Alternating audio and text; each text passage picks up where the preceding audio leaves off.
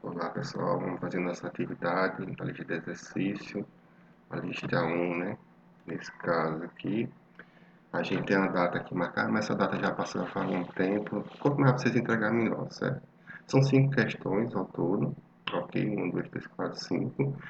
Cada questão dessa está relacionada com o conteúdo que a gente viu lá nas aulas passadas, né? Uma das regiões mais frias do mundo, o termômetro indica -76 Fahrenheit. Olha só as palavras-chave que nós temos que pegar, ok? Fahrenheit.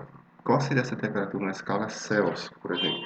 Então, eu vou ter que fazer uma relação da temperatura Celsius sobre 5 vai ser igual a temperatura Fahrenheit, 1273 dividido por 9, né? Então, eu faço essa relação e quanto seria a temperatura em Celsius. Mesmo vou fazer para Kelvin, que seria na questão 2, e encontrar o valor dela em Kelvin, ok? A questão parece ser difícil do ITA de São Paulo, que é o Instituto Tecnológico da Aeronáutica, não é tão difícil assim, né?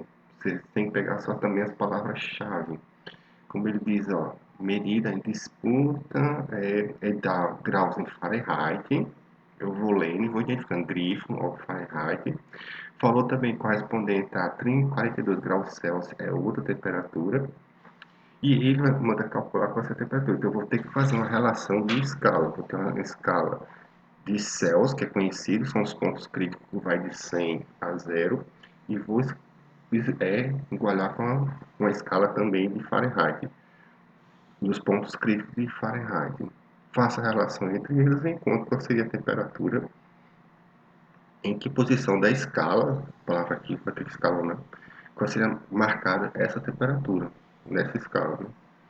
Então, numa escala termométrica X, ó, bem de novo, uma escala de novo que ele falou.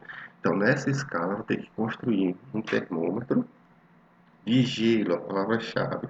Então, vou ter que botar uma escala para a água, que vai de 100 a 0, e vou ter que construir outro termômetro ao lado, que é o termômetro X, que são os pontos críticos, vai de -80 a 120, e depois descobrir quem seria esse valor correspondente a 0 grau X, não é isso?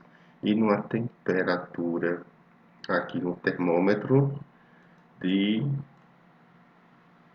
graus Celsius, ele já deu, ele vai converter 15 graus dessa temperatura na escala Kelvin e na escala Fahrenheit.